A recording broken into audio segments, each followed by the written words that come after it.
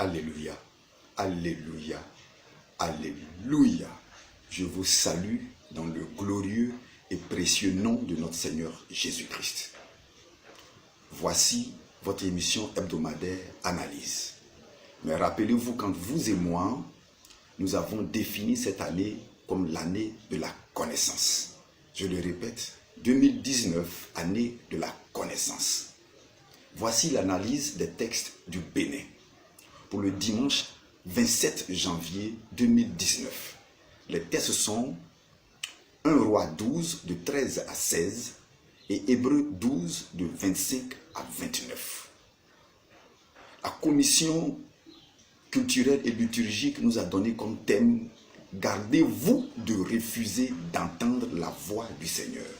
Je le répète, gardez-vous de refuser d'entendre la voix du Seigneur. Je campe tout de suite pour vous le premier texte. C'est le roi Roboam, fils de Salomon, qui vient de prendre la succession de son père.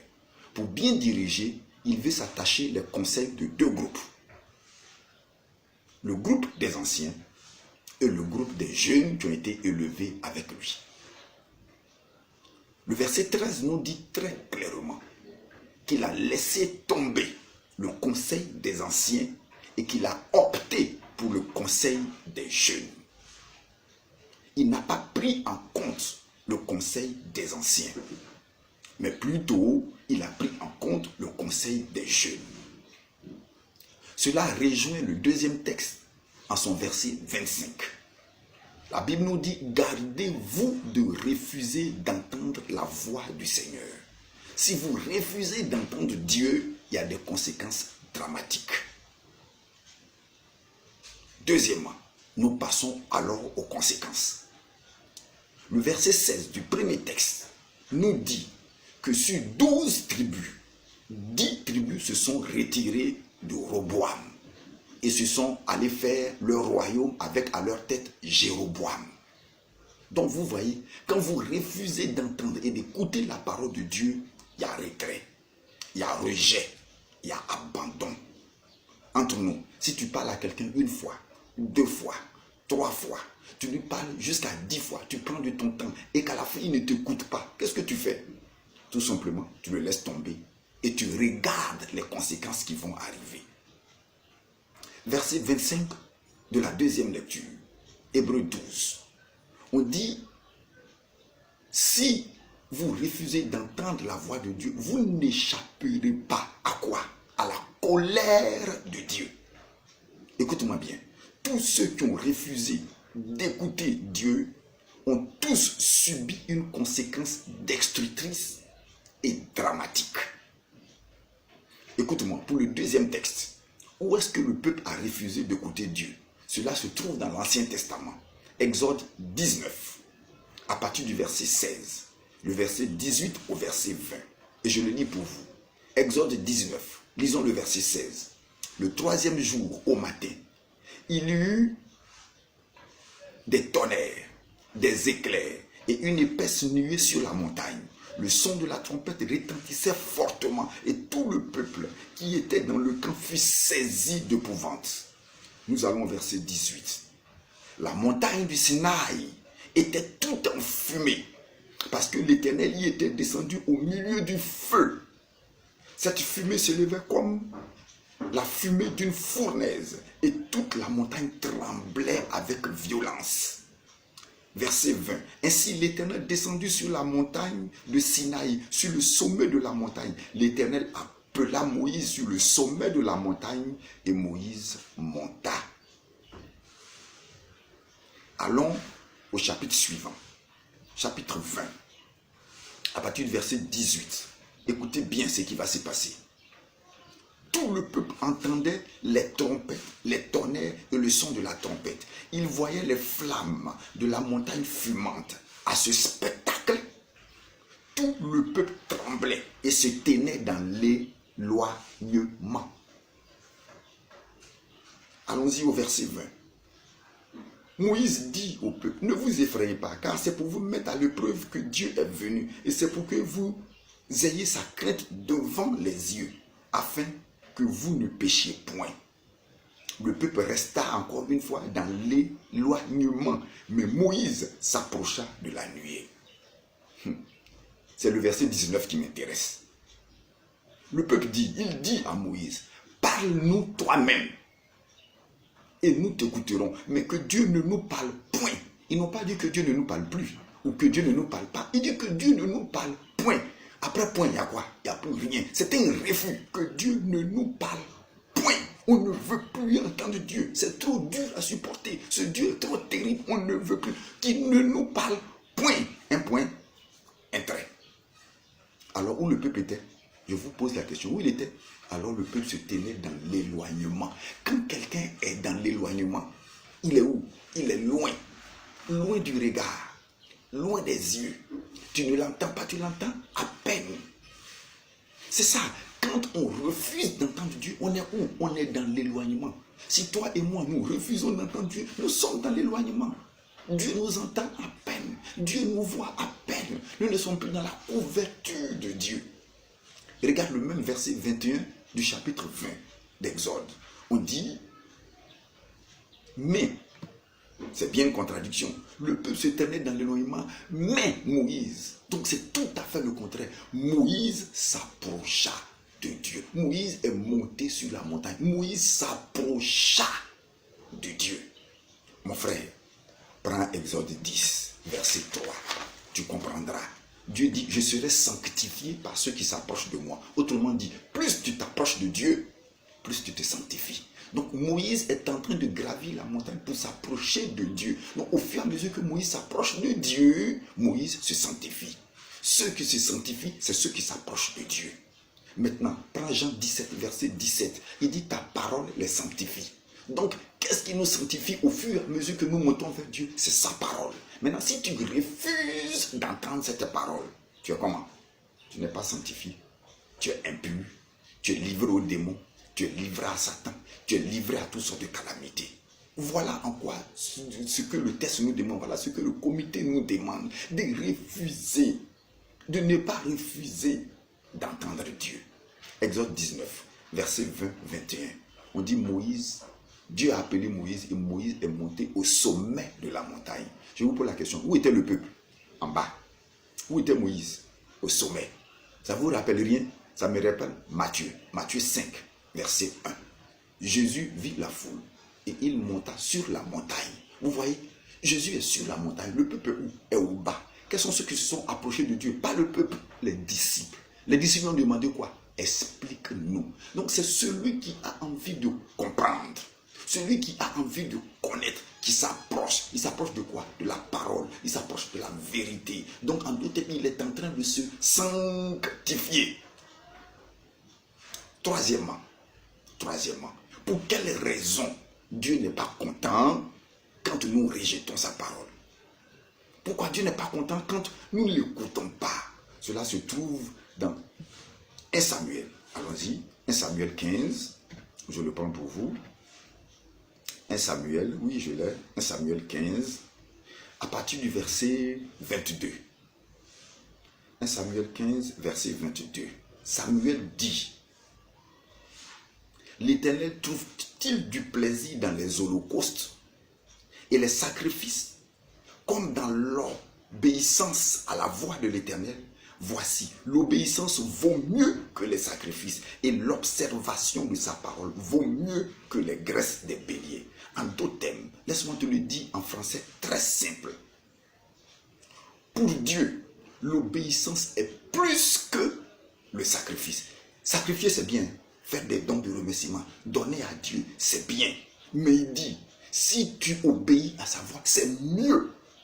Donc il y a quelque chose qui est plus que donner. C'est l'obéissance. Il dit encore, pratiquer sa parole, l'observation de sa parole. Donc, pratiquer sa parole est mieux que de donner des millions. Donner des millions, c'est bien. Mais toi qui observes la parole de l'Éternel, tu es mieux que celui qui donne des millions. Voilà ce que la parole est en train de nous dire. Va au verset 23. Car la désobéissance est aussi coupable que la divination. Et la résistance ne l'est pas moins que l'idolâtrie. Je te l'explique très clairement. Il est en train de dire que celui qui désobéit à la parole, c'est comme s'il s'en va consulter des marabouts. Hein? Oui, celui qui désobéit à Dieu, c'est exactement comme quelqu'un qui allait consulter des marabouts.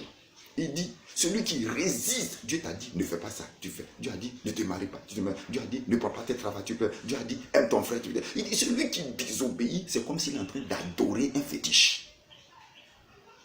C'est clair, la parole qu'il dit. Je te donne des exemples précis. Genèse 3, verset 6.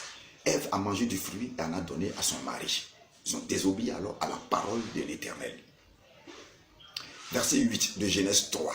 Quand Dieu est venu, où ils étaient cachés. Quand Dieu, on a entendu ta voix et on s'est caché. Donc chaque fois que tu désobéis, qu'est-ce que tu fais? Tu te caches de Dieu. Qu'est-ce que ça va produire comme conséquence? Verset 16, douleur. Il a dit à la femme, tu enfanteras dans la douleur. Ça produit la douleur. Ça produit l'esclavage. Il dit, tu vas travailler la terre, mais la terre ne te rassasiera pas. Tu vas la poursuivre, tu seras esclave de la terre.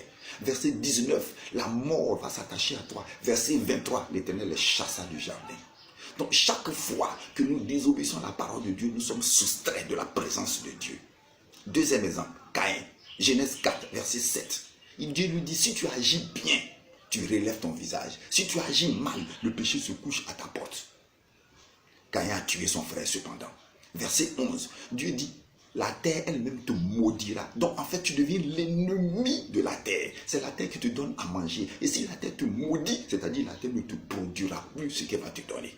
Donc quand nous désobéissons, le lieu où nous travaillons, le commerce que nous faisons, refuse de nous donner le bien qui est en lui. C'est exactement ce que ça veut dire. On n'a jamais la paix. Dieu lui dit, tu seras vagabond et errant sur la terre. Tu n'as pas de paix. Tu passes ici, tu passes ici. Un homme qui est en paix est tranquille. Un homme qui n'a pas de paix se promène partout. Verset 16. Caïn s'éloigna lui-même de la face de Dieu. Il y a plusieurs exemples, mais je vais vite. Écoute bien ce verset et retiens-le. Jean 14, verset 23. Je le répète, Jean 14, verset 23. C'est Jésus qui parle. Il dit, si vous m'aimez, gardez ma parole. Point. Si vous m'aimez, gardez ma parole. En d'autres termes, la hauteur de ton amour pour Dieu, le degré de ton amour pour Dieu dépend de ta capacité à respecter sa parole. Quand vous priez dans l'église, Seigneur, je t'aime, oh alléluia, oh alléluia, oh Seigneur, je t'aime. Tu es un menteur. Tu es un menteur. On dit, si tu veux prouver que tu aimes Dieu, respecte sa parole. Le degré de ton amour pour Dieu dépend de ta capacité à respecter sa parole. Laisse-moi te dire quelque chose avant de terminer, qui me concerne personnellement. Je te livre un pan de ma vie, un pan caché de ma vie. Je te le livre avec joie, non pas pour m'enorgueillir, mais pour t'enseigner quelque chose. Il fut un temps, 20 ans en arrière, où j'étais tenu par le péché de la masturbation. Oui, ce prédicateur que tu écoutes là, j'étais même dévancier. J'allais à l'église, je prêchais, mais j'étais tenu par le péché de la masturbation. J'ai jeûné, j'ai prié, j'ai pleuré, j'ai fait l'onction d'huile, j'ai tout fait, mais rien n'y fit. J'étais tenu par ce péché. Jusqu'à ce qu'un jour j'entende un prédicateur parler de ce même péché et de comment il a été délivré. Et ça a été un déclic dans ma vie. Il dit lui aussi, il était comme ça. Et il priait. Et pendant qu'il priait, il pleurait à chaudes larmes. Et tout à coup, la voix du Seigneur lui pardonne. Il disait dans sa prière, Seigneur, enlève-moi ce péché, enlève-moi ce péché, enlève. Dieu lui dit, de manière audible, je ne t'enlèverai pas ce péché. Ça l'a interlocuté, ça l'a coupé net. Il dit quoi? Dieu dit oui, je ne t'enlèverai pas ce péché. Il dit donc il y a quelque chose que Dieu ne peut pas faire. Dieu lui dit, je le répète, je ne t'enlèverai pas ce péché. Et Dieu lui explique, chaque fois que tu te masturbes, tu te poses la question, quel est l'opposé du sexe masculin? Il dit c'est le sexe féminin. Il dit ah ok. Chaque fois que tu prends ta main comme le sexe féminin et que tu te masturbes, tu te poses à toi-même. Et avec cette même main, tu vas faire une demande d'emploi. Ça ne marchera pas. Avec cette même main, tu vas vendre, tu vas faire du commerce. Ça ne marchera pas. Avec cette même main, tu vas vouloir caresser une femme. Ça ne marchera pas. Parce que tu es opposé à toi-même, à ta propre main. Mais ensuite, Dieu lui a donné une parole qui a changé sa vie et qui a changé ma vie. Dieu lui a dit, si tu m'aimes, abandonne ce péché à cause de moi. Ça fait toute la différence. Dieu lui dit, si tu m'aimes, si tu dis que tu m'adores, si tu dis que je suis ton Dieu, si tu dis que tu me prends comme ton Seigneur, ce péché qui te donne tant de plaisir, que tu aimes tant, en fait, tu aimes ce péché. Et en même temps, tu m'aimes. Entre nous deux, tu aimes qui? Si tu veux me prouver que tu m'aimes, abandonne ce péché à cause de moi. Quand j'ai entendu cette parole, j'ai vu que j'ai gêné pendant 6 mois pour rien. La réponse était dans la parole de Dieu. C'est pour ça que j'ai déclaré année 2019, année de la connaissance. Je vous en prie, gardez-vous de refuser d'entendre Dieu. S'il y a la colère dans ton cœur, abandonne. S'il y a la haine dans ton cœur contre quelqu'un d'autre, abandonne. Si tu n'aimes pas quelqu'un, abandonne. Si tu as des problèmes avec quelqu'un dans l'église, ailleurs, à la maison, abandonne. Abandonne. Regarde l'amour de Dieu qui est dans ton cœur, plutôt que de te cramponner sur des choses, ce genre de choses futiles. Frères, sœurs, gardez-vous de refuser d'entendre la parole de Dieu. Pour terminer, je te donne 2 versets que tu liras. Romains 2, verset 8.